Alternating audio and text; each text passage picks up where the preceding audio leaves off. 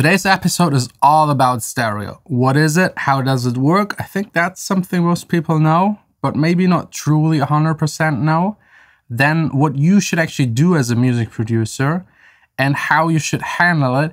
And we also called a bunch of people, leading people in the industry, to ask them questions.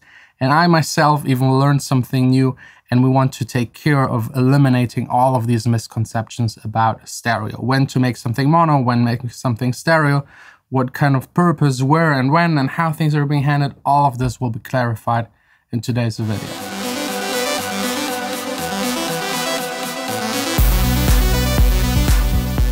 So first up, what is stereo? I mean, I think it's pretty obvious. Like if you just have one speaker, it's mono. For stereo, you need two sources of audio, and we humans have two ears. So by having two sources, we can kind of check where things are coming from.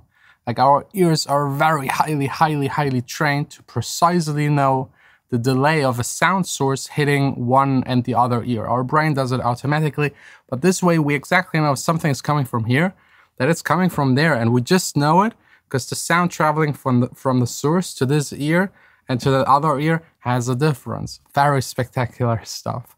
And we're so sensitive to it that even the slightest delay between left and right, between a source, can change our hearing. So if you have two sources, two speakers, and they output the same thing, and you sit exactly between those two, and you're like playing, for example, a kick, and the same signal out of both speakers, our ears, it reaches our ears exactly the same time, and we perceive it coming from the middle. So if you listen to a song, usually the kicks seem to be appearing from right in the center. If you're listening with headphones, it's appearing right in your head. And then if you listen to a source material that is panned to the side, which is like very simple, you hear it coming more from the side.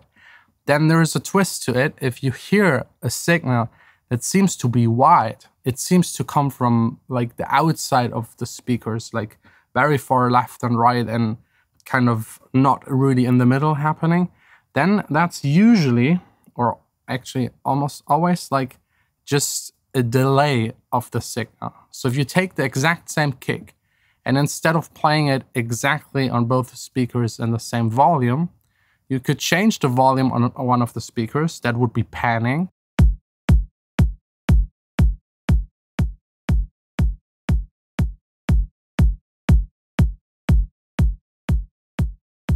If you put 100% of the volume to one side, it's just there.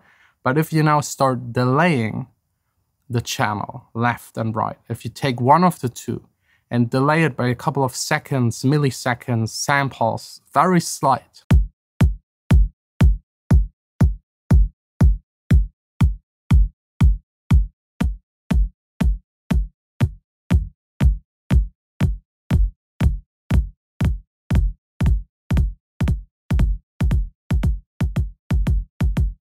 you can hear how the kick is drifting apart and seems to come from the sides. That's what we usually call as producers making something wide. There are a lot of plugins that do that, widening plugins. They have fancy widening plugin names. There's the S1 Imager by Waves, which I absolutely don't like. And then there's, for example, in Logic, just the sample delay tool, where you can just delay one side, which I think sounds the cleanest and you have the most control. But then sometimes, again, you have to pan a little to the side to counteract the delay on one of the sides of the signal. So far, so good. It's your artistic choice. Do you want to make an element wide or make it narrow? I personally use all of these techniques to create a mix. So usually the kick in the middle, the sub bass in the middle, then maybe the upper bass a little wide, the vocal again in the center, then maybe the hi-hats panned a little to create some room and field and stereo to make the mix big. That's usually what people refer to, making it big, using the entire kind of stereo field you have available. And a song where everything is wide sounds boring and washed out. Song where everything is mono sounds a little boring. So having some elements, stereo left and right, wide, usually pads, background stuff really wide. The lead synthesizer, if it replaces a vocal, also in the middle. If it's like the main thing, maybe layer it, some of the layers wide, some of them narrow. There's a lot you can do, and it just makes your mix so much more exciting. on stereo speakers. And that's where the confusion starts. What happens if you listen to something that was mixed for stereo? What happens if you put it in mono?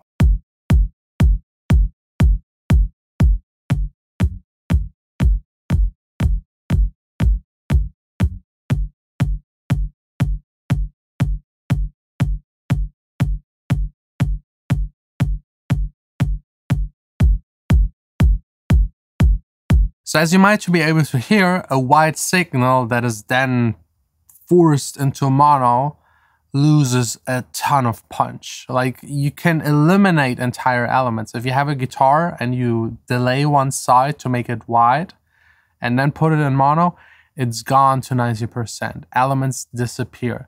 The frequencies, the sine waves, they overlap, cancel each other out, and make the sound disappear. That's a huge problem. And it opens up this entire debate about songs being mono compatible. And there's a lot of debate. Like, I talked briefly about it a week ago or less in a video. Just like I was saying, I don't give a shit about mono or it being compatible in mono. I make my music for people that care enough about music that they listen on a stereo system. People listening on a phone or a single Sonos speaker, I don't need to mix for them because they apparently don't give a fuck about how something is mixed and how it sounds like. And then some people started commenting and said, yes, but what about clubs and festivals? And there was like a whole debate. And I read all of it. And I was like, yeah, what about clubs and festivals? Do they output the sound in mono? Because yes, you have a lot of problems in stereo. Like, let's say you have a stage that is like 200 meters wide. Someone standing in the far right or left and a hi-hat is panned to one of these sides can't hear it. It will sound very awkward. Like, it's hard to make it balanced for such a huge crowd. Like, having a sweet spot that is like hundreds of people across thousands of people, it's nearly impossible. So since I don't know, I started calling people and my team started calling people. Huge thanks to my team. We reached a couple of people. Like, we reached companies that do huge festivals here in Germany. For example, Perukaville, which is basically the Tomorrowland version in Germany. They told us they do everything in stereo, 100%. They also told us they don't know a lot of other people that do it in mono. The only exception when it comes to festivals are like festivals where you have like right in front of the stage, just like towers of speakers. They told me, or I think Andy told me, they do it like at reggae festivals and some of the headbanging kind of stuff, because the crowd just loves standing basically within the speaker. So there it makes sense to make it mono because the speakers are like right in front of the stage and aren't left and right. Most huge festivals, you'll see left and right the arrays of speakers, then probably also center. The bigger the festival, the more speakers spread out. It's very complicated. They told me, and we got the information, that it's not as simple as you might think. So basically, they're all using huge mixers, very expensive mixers. Even for just someone DJing, there's still someone mixing it actually. And they have usually 3 faders for the master.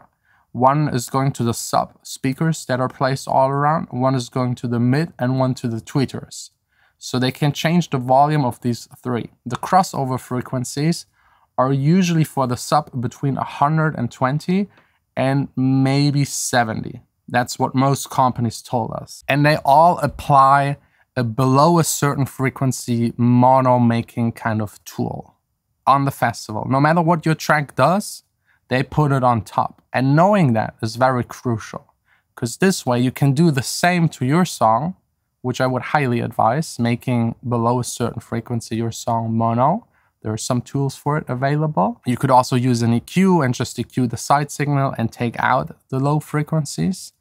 And this way, your song will sound more likely the same as in the studio as you intended on a festival. 100%, we talked to a lot of people leading in the industry and also every single club I ever DJ'd at. And I also called some of my friends that own clubs or do bookings. And I also called some bigger club owners where I already DJ'd in the past, and they all assured me their system is stereo. When Function One or Void, the most biggest speaker kind of companies for this kind of club music scene stuff, they come and measure, they tune the entire system in the club to sound as perfect as possible in an as big as possible kind of place within the club. They have sneaky techniques, they have arrays that kind of check the environment and adapt to it. They also tune it to a crowd being in there. They're very sophisticated and they take a lot of care and pride in doing this kind of stuff. So it's always stereo, and there is, depending on the venue, the place, and the mixing engineer at that day, a certain frequency where they cross over to the subs. So checking mono compatibility for festivals and clubs, at least nowadays, and the ones that care, doesn't make any sense. As far as I know, as far as I have the information from these kind of clubs. Back in the days, maybe some clubs had a mono system because it's easier to handle, and sometimes it is a little more impactful. But if you have a stereo system that is done properly, it definitely sounds a lot better. And also, whenever you go to a club, try to be in the center. Like, that was one of the advice. If you go to a festival or a club, if you want to have like the full sound experience, try to be along the middle axis. So that's basically it. I hope once for all we clarified this kind of situation. If anything changes, I'll keep you updated. But for the past 30 years, 40 years, stereo was the thing. And I don't think anything else new will really come. I know, yes, there's spatial audio, Dolby Atmos, and all that kind of stuff. It's cool.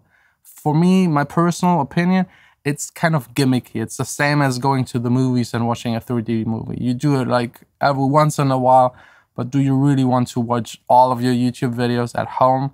All of the news, all of that kind of TV show, Netflix stuff in 3D, it would be so annoying. Like, it's just a gimmick. It's cool that it's possible. I appreciate it, but I don't want it to be the norm. So stereo it is probably for a long, long time. Thanks all for watching. Tomorrow back again here in the studio, more music content.